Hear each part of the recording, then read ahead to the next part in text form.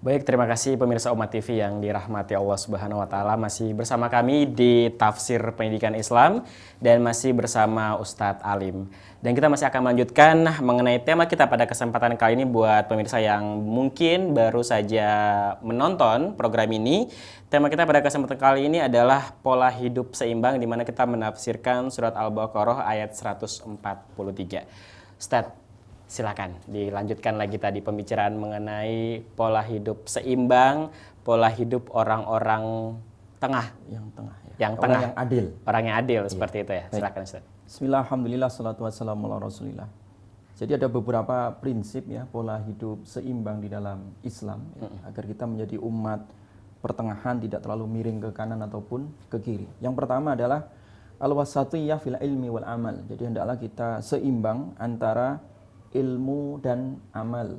Jadi orang berilmu tidak cukup ketika tidak diiringi dengan amalan ya. Makanya antara ilmu dan amal itu harus seimbang ya. Tidak boleh berilmu tetapi tidak beramal. Demikian juga amal harus membutuhkan ilmu. Iya. Karena orang beramal tanpa ilmu dia akan ditolak oleh Allah Subhanahu wa taala. Orang yang beramal tanpa ilmu. Tanpa ilmu dia akan ditolak. Makanya antara ilmu dan amal itu harus jalan bareng ya. Jadi Ustaz, seimbang. kalau berbicara mengenai amal tanpa ilmu ditolak, bagaimana dengan mereka yang misalnya nih, kalau kita berbicara mengenai ilmu agama Islam, dari kecil dia Islam memang dari lahir seperti itu, dan dia hanya mengikuti apa yang diajarkan oleh orang tuanya Ya, seperti taklid itu, gitu ya. makanya dari sholat semuanya sampai dia dewasa pun dia tidak mencari ilmu. Apakah semenjak dia akil balik sampai nanti dia menemukan titik di mana saya harus paham ilmunya, ibadahnya itu diterima nggak sepanjang itu? Makanya di sini pentingnya orang itu belajar ya. Thalabul ilmi fardhatun ala kulli muslim. Jadi mencari ilmu itu wajib bagi setiap muslim. Makanya di sini hendaklah kita itu di dalam masalah beribadah itu harus mengetahui ilmunya. Makanya tadi ilmu harus diiringi dengan amal. Amal pun harus diiringi dengan ilmu. Makanya Imam Bukhari rahimahullah membuat satu bab khusus di dalam Sahih Bukhari. Beliau mengatakan al-ilmu qabla al-qawli wal amal. Ilmu itu harus didahulukan sebelum orang itu berucap ataupun sebelum orang itu melakukan satu amalan. Makanya ketika beramal tidak dilandasi dengan ilmu, ini akan ditolak oleh Allah Subhanahu wa taala. Makanya di dalam hadis dijelaskan, man amila amalan laisa alaihi amruna fahuwa rad ya. Siapa saja yang melakukan satu amalan yang tidak sesuai dengan urusan kami, tidak sesuai dengan syariat kami, tidak sesuai dengan contoh kami, maka dia akan ditolak oleh Allah Subhanahu wa taala. Makanya ada satu kaidah penting yang dibuat oleh para ulama ya. Wa kullu man bi ghairi ilmin ya'malu a'maluhu mardudatun la tuqbalu. Jadi setiap orang yang beramal tanpa ilmu, ya, amalnya itu adalah ditolak oleh Allah Subhanahu wa taala. Demikian juga orang yang berilmu ya, kemudian tidak mau beramal ya. Berilmu dia tahu tetapi tidak mau beramal. Maka ada satu kaidah yang mengatakan wa alimun bi ilmihi lam ya'malan mu'adzabun min qabli ubadil wasan. Jadi orang yang berilmu tetapi dia tidak mau beramal, enggan beramal ya. Ilmu hanya sekedar teori, tidak pernah dipraktekkan. Maka dia akan disiksa oleh Allah sebelum para penyembah berhala, bayangkan. Disiksa oleh Allah Subhanahu wa taala. Makanya Allah menegaskan, ya ayyuhalladzina amanu lima taquluna ma la taf'alun. Kabura maqtan indallahi an taqulu ma la taf'alun. Wahai orang-orang yang beriman, kenapa kalian mengatakan apa yang tidak kalian kerjakan? Sungguh besar ya, murka Allah terhadap kalian ini ketika kalian itu mengatakan berilmu tetapi tidak mengerjakan. Makanya Islam itu diantara golongan dua kelompok ekstrim ya. Makanya kita senantiasa berdoa ihdinas siratal mustaqim. Tunjukkan jalan yang lurus ya Allah. Bukan jalan yang dhalin, orang-orang yang tersesat ya. Dan juga bukan jalan orang yang maghdub alaihim ya. Wailil maghdubi alaihim waladhdallin. Jadi ketika Ibnu Katsir menafsirkan ayat ini, tunjukkan jalan yang lurus. Bukan jalan orang-orang yang dimurkai. Siapa yang dimurkai? Orang Yahudi. Orang Yahudi dimurkai kenapa? Dia berilmu tetapi tidak beramal. Nah, dan juga bukan jalan orang-orang yang sesat. Siapa mereka? Orang Nasrani. Kenapa mereka sesat? Karena mereka beramal tetapi tanpa ilmu. Nah, kita berada di tengah ini. Jadi harus ilmu dan amal itu selaras. Tidak boleh dipisahkan ya. Orang yang berilmu harus diamalkan. Ya. Orang yang beramal harus atas dasar ilmu. Jadi kedua-duanya itu harus selaras dan tidak boleh dipisah-pisahkan. Makanya kalau orang berilmu dia beramal berarti ilmunya manfaat. Ya.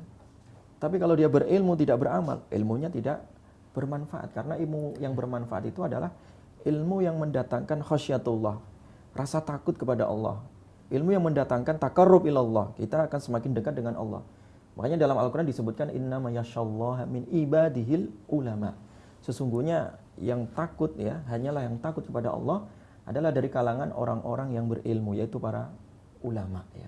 Jadi para ulama itu disifati oleh Allah dengan khasyah karena mengamalkan ilmunya. Dengan ilmunya dia taqarrub ilallah, dengan ilmunya itu dia semakin dekat dengan Allah Subhanahu wa taala ya.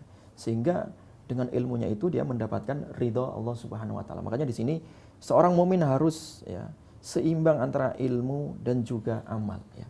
Jadi tidak boleh miring ke kanan ataupun ke kiri. Artinya tidak boleh berilmu tanpa amal dan juga tidak boleh beramal tanpa ilmu. Jadi kedua-duanya harus sinkron.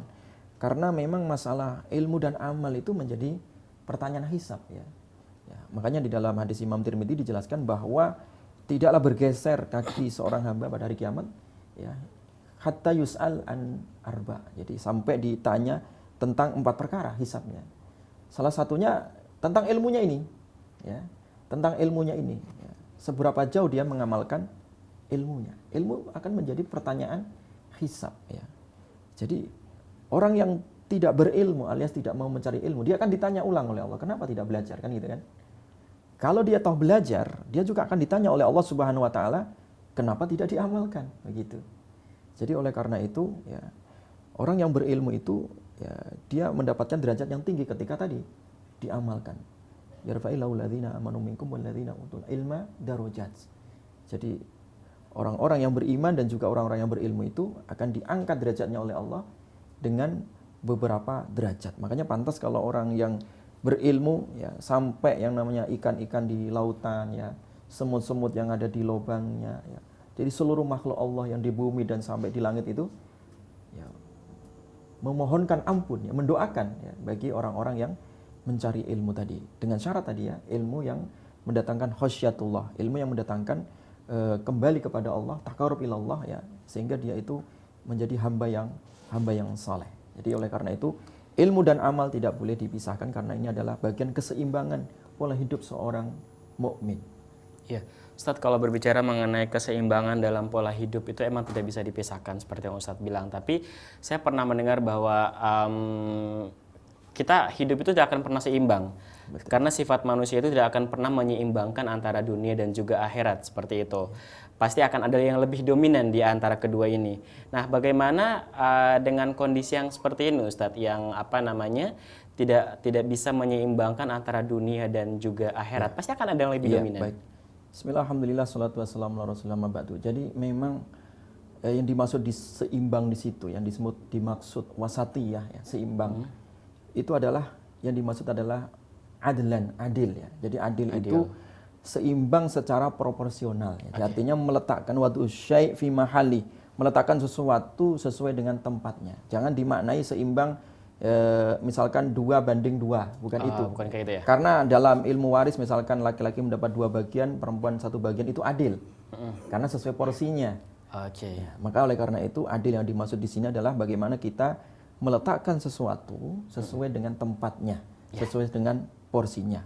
Kita tahan dulu, Ustaz. Baik. Ya, ini memang menarik sekali kalau berbicara mengenai adil dunia dan juga akhirat, karena masih banyak ternyata di antara kita, termasuk saya, yang suka salah persepsi mengenai keadilan antara dunia dan akhirat. Untuk itu jangan kemana-mana, kita akan kembali lagi tetap di Umat TV.